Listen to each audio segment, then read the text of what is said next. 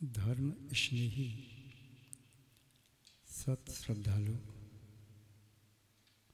यहाँ पर उपस्थित आप सभी भव्यवर पुंडरीक पुण्यात्मा महानुभाव, आचार्य भगवान कुंद कुंद स्वामी द्वारा विरचित समयसार ग्रंथ की वाचना यहाँ पर चल रही है। समयसार ग्रंथ की वाचना में आज 12वीं गाथा को समझने की कोशिश करते हैं। आचार्य महोदय इस 12वीं गाथा के माध्यम से भव्य जीवों को क्या बताना चाह रहे हैं, क्योंकि उनके निर्देशों को सुने बिना समझे बिना हम वहाँ तक नहीं पहुँच सकते जहाँ पर आचार्य महाराज हमें पहुँचाना चाहते हैं। एक निर्देशक होता है, उसके निर्देशों का पालन करने वाले अनुयायी अपने लक्ष्य को प्राप्त करने में समर्थ होते हैं। जो निर्देशक के निर्देशों का पालन न करे या निर्देशक के निर्देशों को न समझ पाए तो लक्ष्य तक पहुंच नहीं सकता। इसलिए निर्देशक ऐसा होना चाहिए जिसकी भाषा उसके अनुयायियों की समझ में आ सके। इसके साथ साथ वह अपने निर्देशक के पूरे निर्देशों का यथा योग्य और पूर्णतः पालन करे। यदि उन निर्देशों में अपनी बुद्धि लगा करके आगे बढ़ेगा तो संभव है लक्ष्य तक सकुशल न पहुंचेगा। जब जब व्यक्ति आचार्यों की वाणी में अपनी वाणी मिला देता है, जिन वाणी में अपनी वाणी मिला देता है, अपने मनोभावों को उसमें मिक्स कर देता है, तब तब उसके साथ गड़बड़ हो जाता है। जिनेंद्र भगवान की जो शुद्ध वाणी है, जिनवाणी है, वही वास्तव में हमारे निजत्व में जिनत्व को प्रकट करने वाली है। वही बहिरात्मा व अंतरात्मा को परमात्मा बनाने वाली है। उसके अतिरिक्त अन्य किसी वाणी के माध्यम से यह आत्मा परमात्मा नहीं बन सकता। आचार्य महोदय समय का स्वरूप बता रहे हैं, आत्मा के वैभव को दिखा रहे हैं। आत्मा का वैभव क्या है, आत्मा का स्वरूप क्या है, उसे कैसे प्राप्त किया जाए, आत्मा में जो अनात्मा प्रवेश कर गया है उस अनात्मा को आत्मा में से कैसे अलग किया जाए। अभी आत्मा अनात्मा का स्वाद ले रहा है, अभी आत्मा अनात्मा का भोग कर रहा है, अभी आत्मा को अनात्मा ही अच्छा लग रहा है, अभी आत्मा ने अनात्मा को ही अपना स्वरूप मान लिया है।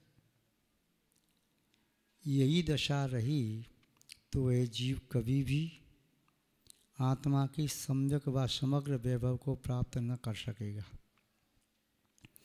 इसलिए समय समय पर निर्देशक के निर्देशों का ध्यान रखना आवश्यक है। कोई भी यात्री यात्रा करना प्रारंभ करता है, मार्ग में लगे हुए माइलस्टोन को देखता जाता है, साइन बोर्ड देखता जाता है, कहीं में पथ से भ्रमित तो नहीं हुआ। पूर्व में भी यात्रा की जाती थी, उस समय मार्ग में न तो कोई साइन बोर्ड हुआ करते थे न कोई माइलस्टोन, किंतु हाँ, गमन करने वाले के हाथ में एक मानचित्र नक्शा हुआ करता था, उसके माध्यम से आगे चला जाता था। अथवा ग्रामीण व्यक्ति जब गमन करता था तो मार्ग में एक निशान बनाता हुआ जाता था। यह जो कोई भी प्रसिद्ध चीज़ है उसके निशान मान करके चलता था। जैसे कोई ग्रामीण व्यक्ति जा रहा है, उसे मार्ग का भान नहीं है, उसने पूछा कैसे जाना, यहाँ से सीधे जाना, दाएं हाथ पर मुड़ जाना, वहाँ बरगद का पेड़ मिलेगा, वहाँ से पुनः बाएं हाथ मुड़ना है, फिर आगे जाना, एक कुआं मिलेगा, उसके बाद आगे जाना, एक पहाड़ी मिलेगी, फिर आगे जाना, खाई मिलेगी, फिर आगे जाना, एक छोटी सी बस्ती मिलेगी, फिर जाना, नदी मिलेगी, फिर नदी को क्रॉस करना है। तो ऐसे निशान करके जाता था। या मानचित्र में भी निशान हुआ करते थे जिनके माध्यम से वह सही स्थान पर पहुंच जाता था। जो स्काउटिंग वाले विद्यार्थी होते हैं, एनसीसी के छात्र होते हैं, उनके भी अलग अलग सांकेतिक चिन्ह होते हैं। जैसे आगे वाले स्वयंसेवक निकल गए, पीछे वाली टुकड़ी को संकेत करना है। आगे जल है, जलाशय है तो निशान अलग बनाएंगे, आगे खतरा है निशान अलग बनाएंगे, कोई जंगल है निशान अलग बनाएंगे, गांव है तो अलग निशान बनाएंगे, मैं ईश्वर जा रहा हूँ निशान अलग बनाएंगे, आपको ईश्वर जाना है उधर नहीं जाना है तो निशान अलग बनाएंगे। उन निशान के माध्यम से ही एनसीसी के जो छात्र हैं वे पहुँच जाते हैं। उनके माध्यम से परीक्षा भी ली जाती है। उनके जो निर्देशक होते हैं, गाइड होते हैं, परीक्षा लेते हैं। जीवन में निर्देशों का बहुत बड़ा महत्व है। उपदेश सुनने के उपरांत कोई भी पथिक जब आगे बढ़ता है तो उसके भटकने की संभावना रहती है। पुनः पुनः बार बार निर्देश प्राप्त होते हैं तब वह मंजिल तक पहुंच जाता है। जो उपदेश निर्देश को न समझ पाए उसके लिए फिर आदेश का प्रयोग किया जाता है। आपको अब दाएं हाथ ही चलना है, मार्ग खराब है, कोई बात नहीं, वहीं चलना है, अब आपको सीधे चलना है। तो ये आदेश का उपयोग किया जाता है। आचार्य महोदय आत्मा के वैभव को दिखाना चाहते हैं, आत्मा के वैभव से परिचय कराना चाहते हैं और आत्मा के वैभव को आप प्राप्त कर सकें उसकी विधि यहाँ पर प्रस्तुत कर रहे हैं। पूर्व की गाथाओं में देखा था आचार्य महोदय ने व्यवहार और निश्चय के संबंध में कथन किया। आचार्य महोदय ने बताया व्यवहार भी भूतार्थ है और निश्चय भी भूतार्थ है। व्यवहार भी अभूतार्थ है और निश्चय भी अभूतार्थ है। व्यवहार व्यवहार की अपेक्षा से भूतार्थ है, निश्चय की अपेक्षा अभूतार्थ है। निश्चय निश्चय की अपेक्षा से भूतार्थ है, व्यवहार की अपेक्षा से अभूतार्थ है। व्यवहार के बिना निश्चय की प्राप्ति नहीं होती, इसलिए व्यवहार अधिक महत्वपूर्ण है निश्चय की प्राप्ति में। और निश्चय का लक्ष्य बनाए बिना जो व्यवहार को यथार्थ मानता है वह भी भूल कर रहा है, उसका वह व्यवहार व्यवहाराभास है। व्यवहार के उपरांत जो निश्चय को प्राप्त न करना चाहिए वह भी व्यवहार से पतित है और निश्चय को उसने स्पर्श ही नहीं किया। अपनी अपनी भूमिका के अनुसार ही सभी लोग गति करते हैं। पैदल चलने वाला व्यक्ति पैदल चलता है, बाइसिकल से चलने वाला बाइसिकल से चलता है, स्कूटी स्कूटर बाइक से चलने वाला उसका अलग है, जिसके पास 4 व्हीलर है उसकी गति अलग है, बैलगाड़ी है उसकी गति और मार्ग अलग हैं। सब एक जैसे मार्ग पर नहीं चल सकते। रेलवे ट्रैक और ट्रेन के लिए है, बैलगाड़ी के लिए नहीं। रोड 4 व्हीलर 2 व्हीलर 3 व्हीलर 6 8 और अधिक व्हीलर वाले जो वाहन हैं उनके लिए है, ट्रेन के लिए नहीं। ऐसे ही प्रत्येक व्यक्ति की अपनी अपनी एक सामर्थ्य होती है, उस सामर्थ्य के अनुसार ही वह काम करता है। जैसे एक व्यक्ति दिन में 100 रुपये कमाता है, दूसरा 200, कोई 400, कोई 500, कोई 1000, कोई 2000, कोई 5000, कोई 10,000, कोई 20,000, 50,000, 1,00,000 रुपये। देखने में व्यक्ति सब एक जैसे दिखाई दे रहे हैं, किंतु सबके अंतरंग का क्षयोपशम अलग अलग है, अंतरंग की सामर्थ्य अलग अलग है। एक जैसे दिखाई देने के बावजूद भी सबका अलग अलग महत्व है, मूल्य है। जो व्यक्ति 100 रुपये कमा रहा है वह शरीर से श्रम कर रहा होगा, उसकी बुद्धि का कोई विशेष प्रभाव नहीं है। जो 1,00,000 रुपये कमा रहा है एक दिन में या 1 घंटे में, वह बुद्धि का प्रयोग ज़्यादा कर रहा होगा, शरीर से परिश्रम नहीं कर रहा होगा। जो 10,000 कमा रहा है, संभव है वह वचनों का प्रयोग करके कमा रहा हो। जिसकी वचन से की शक्ति, वचन सामर्थ्य है, जरूरी नहीं है उसकी शरीर की सामर्थ्य उतनी ज़्यादा अच्छी हो मजदूर जैसी। एक व्याख्याता मजदूर में काफ़ी अंतर है। एक मजदूर का शरीर मजबूत है किंतु वचन उसके प्रभावक नहीं। व्याख्याता या अधिवक्ता का वचन प्रभावी है, वह किसी भी न्याय में उसे न्याय दिला सकता है, किंतु मजदूर नहीं। इसी प्रकार जो बुद्धि से काम करने वाला है, वह बुद्धि से सोच करके से आभास होता है बाजार में मंदी आएगी, तेजी आएगी, क्या होना है, उस आभास के माध्यम से लाखों करोड़ों रुपये कमा सकता है। सबकी सामर्थ्य अलग अलग होती है। भोजन, एक रोगी व्यक्ति है उसका भोजन अलग है, एक निरोगी व्यक्ति है किंतु पाचन शक्ति कमज़ोर है उसका भोजन अलग है। एक पहलवान है उसका भोजन अलग है, एक राजा है उसकी राजभोग उसका भोजन अलग है। सबका एक जैसा नहीं।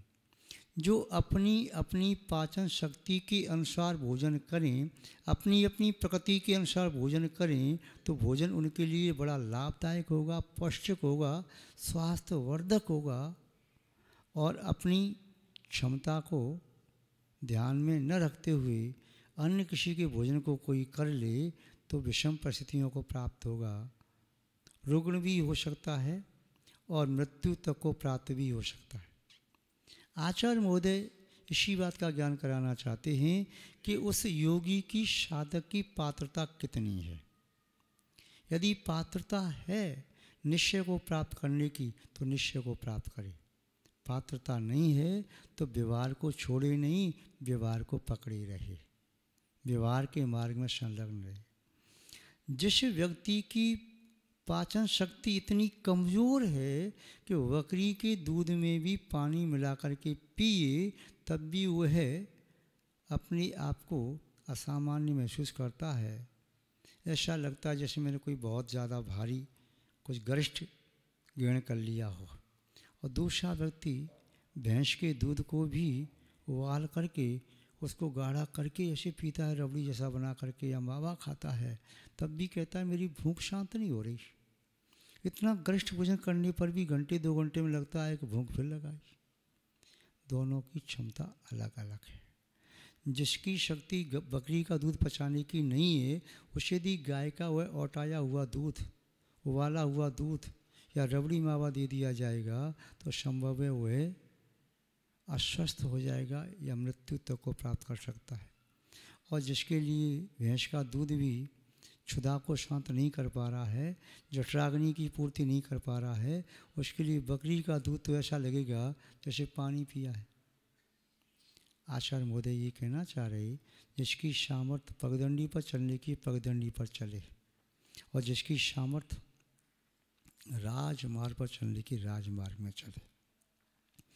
पगडंडी वाले को राजमार्ग में चलना उचित नहीं और राजमार्ग पर चलने वाले को पगडंडी पर चलना उचित नहीं। जो मुनि महाराज निर्विकल्प ध्यान में लीन रह सकते हैं, परम समाधि में लीन रह सकते हैं, उन्हें बाह्य प्रतिक्रमण, प्रत्याख्यान, स्तुति, वंदना, स्वाध्याय, व्युत्सर्ग, बाह्य क्रियाएं करने की कोई आवश्यकता नहीं। वे निर्विकल्प ध्यान में लीन रह करके परम संवर को, निजरा को प्राप्त हो रहे हैं। किंतु जिनकी सामर्थ्य उस परम तत्व को निर्विकल्प दशा को शुद्धोपयोग को प्राप्त करने की नहीं है तो उन्हें व्यवहार की क्रियाएं करना चाहिए। आचार्य भगवान कुंद स्वामी जी आगे कहेंगे, ये प्रत्याख्यान प्रतिकोण आदि क्रियाएं शुद्धोपयोगी निर्विकल्प ध्यानी योगी के लिए इनका विकल्प आए तो विष की तरह से विष कुंभ है, और यदि जो वहाँ नहीं ठहर पा रहा है और नीचे जो पतित हुआ व्यवहार में है, उसके लिए ये क्रियाएं अमृत कुंभ की तरह से है। अपनी अपनी क्षमता पात्रता के अनुसार कार्य करें। आचार्य महोदय कह रहे हैं कि दो प्रकार के मनुष्य या योगी तो दोनों अपनी अपनी विषय को ग्रहण करें, दूसरे को नहीं। अपनी कक्षा के कोर्स को पढ़ो, दूसरे की कक्षा के कोर्स को मत पढ़ो। दूसरे की कक्षा का जो कोर्स है, दूसरे की क्लास का जो कोर्स है, उसे पढ़ोगे तो उसकी परीक्षा आपको देनी नहीं है तो वहाँ का सर्टिफिकेट आपको मिलेगा नहीं, उत्तीर्ण नहीं होगी। और जिस कक्षा को, जिस क्लास को पढ़ रहे हो उसका याद नहीं करोगे तो उसमें भी आप अनुत्तीर्ण हो जाओगे, वे पतित। इसलिए जो आपका विषय है उसे ही ग्रहण करो, अन्य को नहीं। आचार्य महोदय के शब्दों में देखें, शुद्धो शुद्धादेशो राधवो परम भावदर्शिहिं व्यवहार देशदापुण जेदु अपरमे ठिदा भावे। शुद्धो शुद्धादेशो, शुद्ध नए आत्मा के शुद्ध स्वरूप को बताने वाला है। रायव्वो, उस शुद्ध नए के द्वारा आत्मा का शुद्ध स्वरूप ही ग्रहण करना चाहिए, जानना चाहिए। अथवा परम भावदर्शी हूँ, जो परम उत्कृष्ट भाव से युक्त हैं, निर्विकल्प समाधि में संलग्न हैं, जो अपने स्वरूप में स्थित हैं, शुद्ध आत्मा की अनुभूति करने वाले हैं, उन्हें शुद्ध निश्चय नय का आलम्बन लेना चाहिए, अपनी आत्मा का शुद्ध दशा में अनुभव करना चाहिए।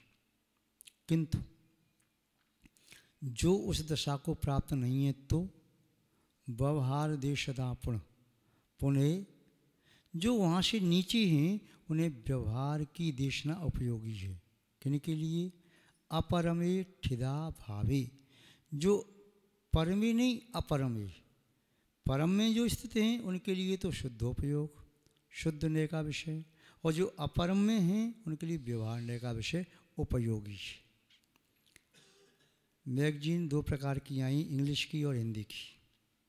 तो जिसे इंग्लिश नहीं आती है तो उसे हिंदी की मैगजीन पढ़ना चाहिए। जिसकी हिंदी कच्ची है, इंग्लिश ठीक है, तो इंग्लिश की पढ़ना चाहिए। यदि इंग्लिश का जानकार हिंदी वाली पढ़ेगा तो कुछ का कुछ अर्थ निकालेगा, अनर्थ हो जाएगा। और जो हिंदी जानने वाला इंग्लिश की पढ़ेगा तो उसे सुन के लोग उसकी हंसी उड़ाएंगे। ऐसे ही जो व्यवहार में स्थित हैं उन्हें व्यवहार चारित्र का, व्यवहार सम्यक ज्ञान का, व्यवहार संवत का पूर्णतया पालन करना चाहिए। और जो निश्चय में पहुंच सकते हैं तो निश्चय में डूबना चाहिए। किसी जंगल में जहाँ पर सिंहनी ने प्रसूति की, सिंह के बच्चे पैदा हुए, एक बच्चा पैदा हुआ, संयोगवशात उसी वन में एक शेर का बच्चा भी आ गया। उसकी माँ दिवंगत हो गई। करुणा करके सिंहनी ने उसे अपना दूध पिलाया। अन्य भी सिंहनी थी, अन्य बच्चे भी सिंह के थे, उनके साथ वह रहने लगा। एक दिन जब जंगल में किसी भालू को देखा तो सिंह के बच्चे तो दहाड़ लगाने लगे और भालू पर आक्रमण करने को उत्सुक हुए। किंतु ये जो शेर का बच्चा था उसे देख करके प्राण बचा के भाग के आ गया। पूछने लगा, माँ आप मेरी माँ हो, मैं अपने भाइयों के बीच में रहता हूँ, किंतु उसे देख करके मैं भाग करके क्यों आ गया और मेरे भाइयों ने इस पर आक्रमण कर दिया। शिवनी ने कहा, पुत्र तुम भले ही शूरवीर हो, पराक्रमी हो, मेरे पेय का पान किया है, किंतु जिस कुल में तुम पैदा हुए हो उस कुल में हाथी नहीं मारे जाते या भालू नहीं मारे जाते, वह कुल तुम्हारा अलग रहा, तुम्हारी जाति क्वालिटी अलग है। ऐसे ही जो सिंह की तरह से परम योगी हैं, शुद्ध निर्विकल्प ध्यानी हैं, जो आत्मा का अनुभव कई बार कर चुके हैं, जिन्हें बार बार उसी की रुचि प्रतीति और संस्कार चल रहा है, उनके लिए आत्मा में डूबना बड़ा सरल है। किंतु जो वहाँ तक नहीं पहुँच पा रहे तो वे व्यवहार में रह सकते हैं। किसी नदी को, झील को एक हंस पक्षी उड़ करके पार कर सकता है, किंतु कौवा नहीं कर सकता। दोनों की सामर्थ्य अलग अलग है। यदि कौवा हंस की होड़ करेगा तो पतित हो जाएगा। इसलिए जो व्यवहार में हैं उन्हें व्यवहार चारित्र का कभी लोप नहीं करना चाहिए, व्यवहार नए का आशय लेना चाहिए। जो सामने पहाड़ पर सीढ़ियाँ चढ़ते हुए पहाड़ की चोटी पर पहुँच गया, वहाँ जाकर के विश्राम कर रहा है, लेट रहा है, उछल कूद कर रहा है, योगा प्राणायाम कर रहा है। दूसरा व्यक्ति सीढ़ियों से चढ़ रहा है, वहाँ तक नहीं पहुँचा, यदि वह भी उसी प्रकार की चेष्टा करेगा तो वह छत पर नहीं पहुँचा, मंजिल पर नहीं पहुँचा, पतित हो जाएगा। कहने का अभिप्राय ये है कि जो अपरमे ठिदा भावे, जो अपरम अनुत्कृष्ट जघन्य भावों में संलग्न हैं, उन्हें व्यवहार देशना को स्वीकार करना चाहिए, व्यवहार का अवश्य पालन करना चाहिए। और जो परम भाव में पहुंच गए हैं उनके लिए परमदर्शी हैं, जो परमदर्शी हैं, शुद्ध उपयोगी हैं, सर्वज्ञ हैं, केवली हैं, उन्होंने उनके लिए शुद्ध नय बताया है कि शुद्ध नय के विषय शुद्ध अवस्था का आश्रय लो। महानुभाव, हमें अपनी भूमिका के अनुसार ही कार्य करना चाहिए। यदि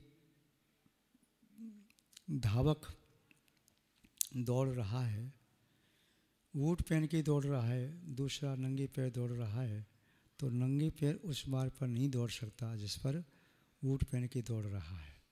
कंकड़ पत्थर हैं, उसके पैर लहूलुहान हो जाएंगे, उसे तो पगडंडी से जाना चाहिए। इसी तरह जो तैरना नहीं जानता है उसे नदी समुद्र में डूबना नहीं चाहिए, कूदना नहीं चाहिए। किनारे पर रह कर के उस पानी की, जो पानी से संस्पर्शित, जल से स्पर्शित शीतल वायु है, उसमें संतोष धारण कर लेना चाहिए। जब तैरना सीख जाए तो उसमें कूदना चाहिए।